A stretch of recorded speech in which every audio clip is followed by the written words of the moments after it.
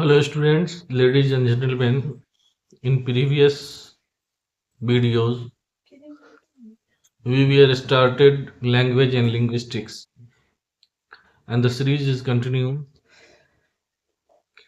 इससे पहले आपने लैंग्वेज और लिंग्विस्टिक्स को समझा. इन सिंपल वे लैंग्वेज जो है एक माध्यम है जिसमें हमने बात किया था कि लैंग्वेज हमें अन्य प्राणियों से अलग बनाता है और लैंग्वेज एक विशेष वरदान है ईश्वर का. और लैंग्वेज के डिफिनीशन भी दिया था और लैंग्वेज क्या करता है. तो सीधा सीधी अगर सिंपल बात करें तो हमारे मन में जितने भी ख्याल, सोच, विचार, उद्गार, इमोशंस, भावनाएं, सूचनाएं जो हम उद्गार करना चाहते हैं, दूसरों तक पहुंचाना चाहते हैं, और ये जिसके माध्यम से होता है वो लैंग्वेज कहलाता है. लैंग्वेज बहुत ही विकसित हो गया है. फिर लैंग्वेज ने अपने आप को स्क्रिप्ट में चेंज किया, सिंबल में. जैसे ए के लिए सिंबल, बी का सिंबल, सी का सिंबल जो लेटर कहलाया. फिर लैंग्वेज से जब आगे बढ़ते हैं तो लिंग्विस्टिक्स होता है. लैंग्वेज को जब हम स्टडी करते हैं, चाहे साइंस के रूप में या सोशल साइंस के रूप में या जिस भी ब्रांच ऑफ नॉलेज के रूप में, तो study of language is called linguistics. Language को जब हम साइंटिफिकली या जिस भी तरह से जब हम उसका अध्ययन करना शुरू करते हैं तो वो लिंग्विस्टिक्स कहलाता है. और फिर हमने आगे बताया था कि लिंग्विस्टिक्स, लैंग्वेज के बारे में मैंने बताया था कि लैंग्वेज की अपनी थ्योरी है, ओरिजिन थ्योरी, जिसमें मैंने कुछ थ्योरी का नाम भी लिया था. फिर लैंग्वेज का अपना कैरेक्टरिस्टिक्स है, इसके कुछ महत्वपूर्ण बिंदुएं हैं कि ये आर्बिट्रेरी होता है, डुअलिटी ऑफ स्ट्रक्चर होता है, डिस्प्लेसमेंट होता है, प्रोडक्टिविटी होता है, कल्चरल ट्रांसमिशन होता है, इंटरचेंजेबिलिटी होता है, स्पेशलाइजेशन होता है, डिस्क्रिटनेस होता है. और फिर फाइनली हम लिंग्विस्टिक्स पे आते हैं कि linguistics is the systematic study of the structure and evolution of human language. As a scientific study, it investigates many distinct systems like the physical character of speech, sound, how sound function and combine, how words and phrases are formed, etc. It studies the nature of language. Linguistics is also concerned with all aspects of human behavior, physiology and culture that interact with the language. Linguistics is the scientific study of structure and development of language. Linguistics as a science इसलिए कहा जाता है कि इसमें linguistics is a science in approach. इसका जो approach है वो साइंटिफिक होता है. नेचर एंड मेथड, इसका नेचर और मेथड भी साइंटिफिक होता है, because it is very clear, systematic and scientific deduction are possible. Through different components of language can be studied. The speech sounds are absorbed and analyzed. Linguistics classified the components of language and each of which is valuable individually or as group. All these process make it scientific. और वो process क्या है? तो पहला है collection of data, classification, analysis, shows the relationship, verification and logical explanation, scientific deduction. Here, the method of observation and experiment are inductive.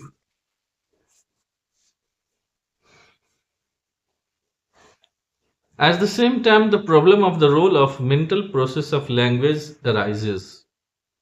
Language is a social science as well, the study of which is form of social behavior and interaction among human beings in the community also matters. So we can say that linguistics is both an empirical science and a social science.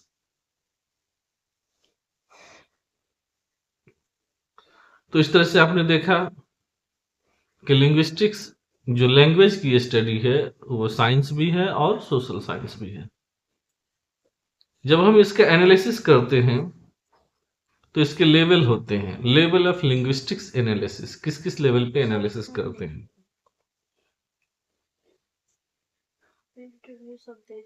As a systematic structure, language can easily be subdivided because its hierarchy in nature. Language का जो hierarchy बना हुआ है, there are different unit and each unit is subdivided into smaller unit. इसमें बहुत सारे unit है और वो यूनिट सब यूनिट में डिवाइडेड है और वो सब यूनिट अपने स्मॉलेस्ट यूनिट तक जाते हैं। As per this division, the smallest individual unit is sound. और इस तरह से जब हम लिंग्विस्टिक्स में देखेंगे तो सबसे स्मॉलेस्ट यूनिट जो है वो साउंड है, जिसको फोनेम बोलते हैं। फिर फोनेम्स से आगे बढ़ते हैं तो मॉर्फेम, फिर मॉर्फेम से आगे बढ़ते हैं तो वर्ड, और वर्ड से आगे बढ़ते हैं तो सेंटेंस, और फिर सेंटेंस से आगे बढ़ते हैं तो टेक्स्ट। तो ये आपका लिंग्विस्टिक्स है जिसमें इन सारी चीजों को पढ़ना होता है। अब है कि ब्रांचेज ऑफ लिंग्विस्टिक्स, जिस तरह लिंग्विस्टिक्स को भी कई ब्रांच में हम बांटते हैं। तो बेसिकली इसके 3 ब्रांचेज हैं। पहला ब्रांचेज है साइकोलिंग्विस्टिक्स, जिसमें लिंग्विस्टिक्स को हम साइकोलॉजिकली ढंग से एनालिसिस करते हैं कॉग्निटिव बेस से। जैसे कोई बच्चा 0 साल का होता है, फिर वो 2 साल का, फिर 5 साल का, फिर 10 साल का, और जो शब्द जिस पृष्ठभूमि से वो बिलोंग करता है, वहां जो वो सुनता है वही भाषा को वो एडॉप्ट कर लेता है। सपोज दैट कि कोई ब्रिटिश बच्चा 0 ईयर में फ्रांस चला गया हो और उसकी परवरिश फ्रेंच फैमिली में हुआ हो, तो भले वो ब्रिटिशर्स हो लेकिन उसकी परवरिश अगर 5-7 साल 0 साल से लेके हो जाए तो फिर वो फ्रेंच बोलना शुरू कर देता है। तो ये जो कॉग्निटिव वे है लर्निंग का, जिसको साइकोलॉजी लिंग्विस्टिक्स से जुड़ता है, तो ये साइको लिंग्विस्टिक्स कहलाता है। दूसरा ब्रांच जो लिंग्विस्टिक्स है वो है इथनो लिंग्विस्टिक्स। ये जो हमारा इथनिक कल्चर है ये बहुत ही इंपॉर्टेंट रोल करता है। ऐसे तो दुनिया में कोई जाति नहीं है सिर्फ मानव जाति के, और कोई धर्म नहीं है सिर्फ मानव धर्म के। मानव सेवा ही सबसे बड़ी धर्म है। और चूंकि हम इस मटेरियलिस्टिक वर्ल्ड में जी रहे हैं और आज इसी का दौर है, आज तो हम टेक्नोलॉजी और डिजिटल वर्ल्ड में जी रहे हैं जहां सब कुछ मेटर ही है, पैसा ही है। मटेरियल का मतलब यहाँ luxury, Splendor, money, cash flow, property से है। तो नहीं चाहती हुए भी यहाँ क्लासेस बनते हैं, upper class, lower class, middle class, different classes. तो ये जो डिफरेंट क्लासेस जो हैं वो भी अपने क्लास में कहीं ना कहीं शब्दों का चयन करते हैं, भाषाओं का चयन करते हैं। इसका एग्जाम्पल आप देखेंगे कि एक सड़क पे चलते हुए कम पढ़े लिखे लोग, एक बुद्धिजीवी लोग, एक मजदूर, एक सब्जी वाला, एक मछली वाला, एक रिक्शा वाला, एक ऑफिसर क्लास आदमी और एक मध्यम क्लास आदमी, जब इन लोगों से आप बातें करेंगे, गुफ्तगू करेंगे, तो उनकी जो प्रतिक्रियाएं होंगी उनके से जब आप इंटरेक्शन करेंगे तो जो शब्द हैं, जो लफ्ज हैं, जो वर्ड्स आदान प्रदान होगा तो उसकी ग्रेविटी, उसकी शालीनता और उस वर्ड की प्रामाणिकता आपको समझ में आ जाएगा। तो इस आधार पे जो आप लिंग्विस्टिक्स को बांटते हैं तो वो इथनो लिंग्विस्टिक्स कहलाता है। और तीसरा है सोशियोलिंग्विस्टिक्स। सोसाइटी नहीं चाहती हुए भी सोसाइटी में लोग डिफरेंट लेवल पे बटे होते हैं। तो एक लेमैन, एक समाज का सबसे निष्क्रिय आदमी जिस भाषा का प्रयोग करता है, अगर उनसे कभी आपसे मुलाकात हो तो कितना रफ और गंदा बोलता है, और एक परिशिष्ट व्यक्ति का नॉर्मल भाषा कैसी होती है, दोनों आपको समझ में आ जाएगा। तो इस तरह से ब्रांचेज ऑफ लिंग्विस्टिक्स होता है, और इसको हम 3 लेवल में बांट देते हैं। अब आगे बढ़ते हैं। जो सबसे इंपॉर्टेंट है वैरायटीज, जिसमें सबसे 1 नंबर पे आता है डायलेक्ट। डायलेक्ट मीन्स जनरली, या सिंपल वे में कहें कि किसी ग्रुप, किसी रीजन, किसी एरिया में रहने वाले लोगों का एक्सेंट, प्रोनाउंसिएशन। सपोज दैट अगर हम अपनी बात करें तो मिथिला के लोग जो एक्सेंट यूज करते हैं, और भोजपुरी एरिया के जो लोग हैं, सपोज दैट कि north Indian and south Indian की हम बात कर लें, या नॉर्थ बिहार या साउथ बिहार की हम बात कर लें, तो दोनों एक ही देश के रहने वाले हैं, एक ही मजहब के मानने वाले हैं, एक ही सोसाइटी के रहने वाले हैं, लेकिन ज्योग्राफिकली उनका दांत की जो बनावट है, उस दांत के बनावट के कारण उसके मुंह से निकलने वाली जो साउंड है, जो बाद में शब्द बनता है, अल्फाबेट बनता है, सेंटेंस बनता है, उसका जो उच्चारण होता है, उसका जो प्रोनाउंसिएशन होता है, जो एक्सेंट कहलाता है, उसमें डिफर आ जाता है। तो इसलिए अगर कोई बिहारी बंगाल में जाके बंगाली बोले,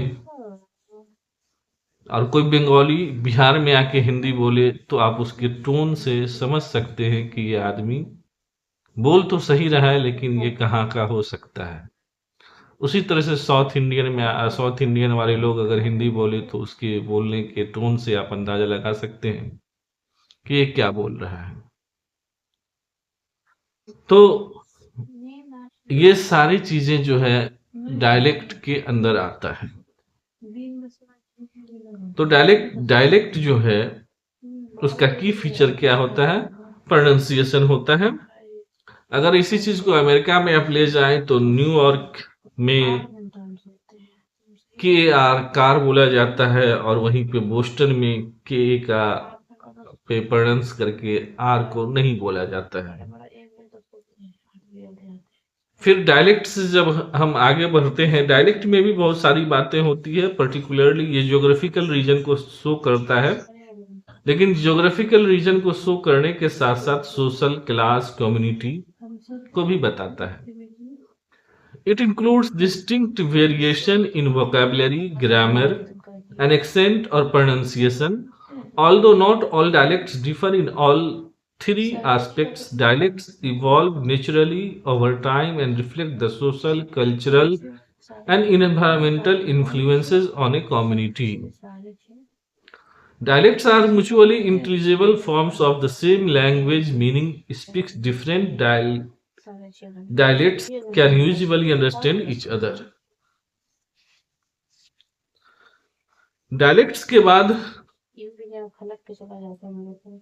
वोकैबुलरी आता है। Words and phrase can differ between dialects even with in the same language.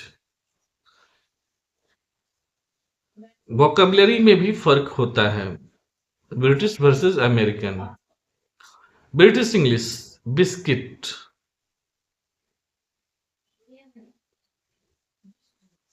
और अमेरिकन इंग्लिश ट्रक, लॉरी।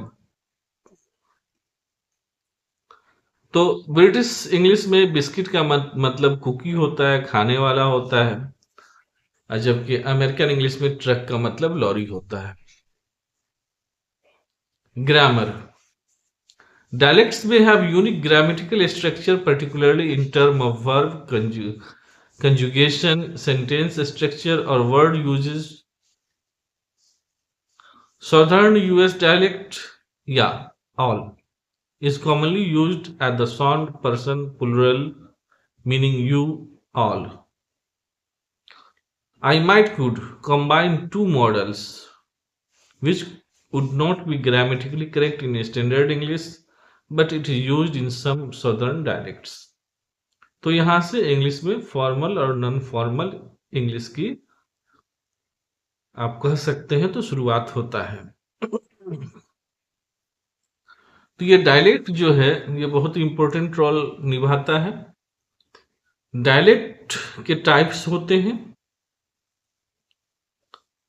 और ये डायलेक्ट से जब हम आगे बढ़ते हैं तो आइडोलेक्ट आता है और आइडोलेक्ट से जब हम आगे बढ़ते हैं तो फिर रजिस्टर आता है।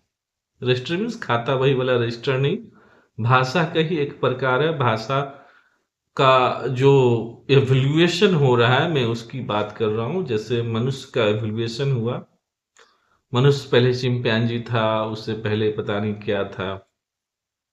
हम लोग कहते हैं कि हमारे आदि मानव चिंपैंजी है, बंदर है, लेकिन हम तो बंदर जैसे या आदि मानव जैसे नहीं दिखते हैं, चिंपैंजी जैसे नहीं दिखते हैं।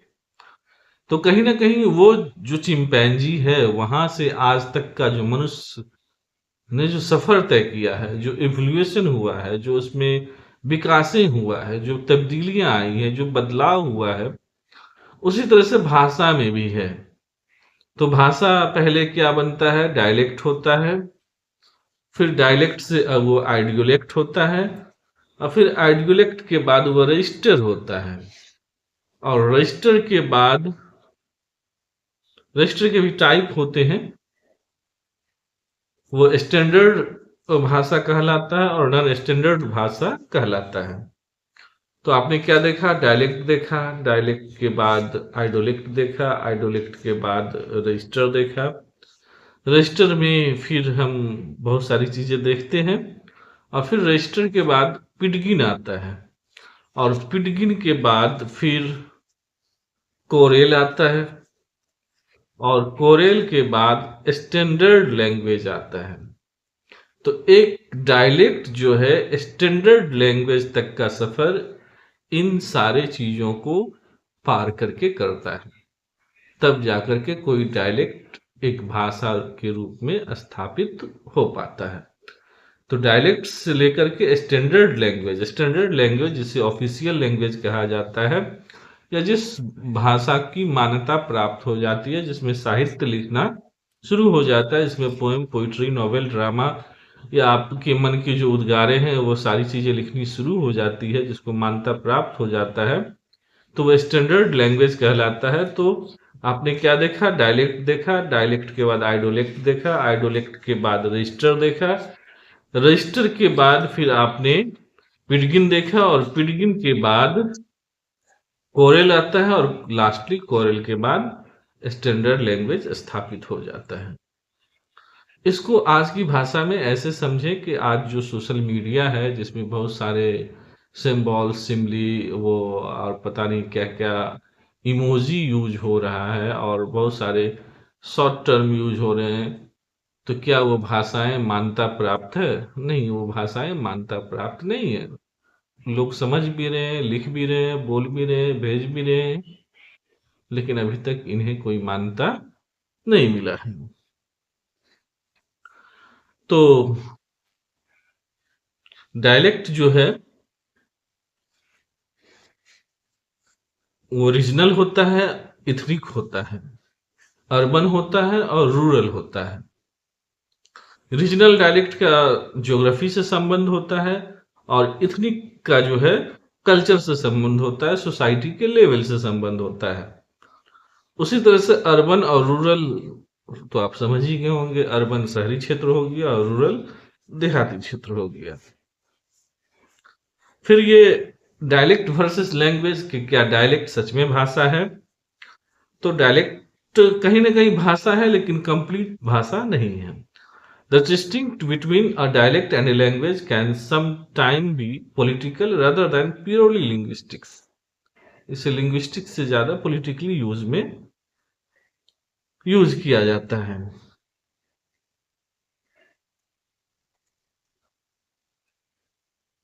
तो आज का क्लास इतना ही, फिर इससे आगे देखेंगे। आज हम लोगों ने लिंग्विस्टिक्स को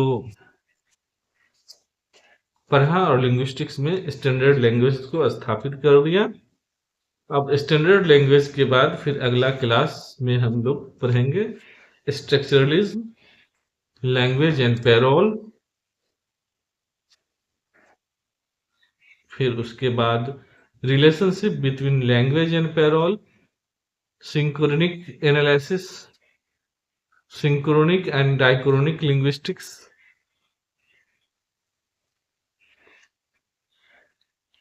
और उसके बाद हम लोग पढ़ेंगे सिंटैग्मेटिक एंड पैराडिग्मेटिक रिलेशनशिप।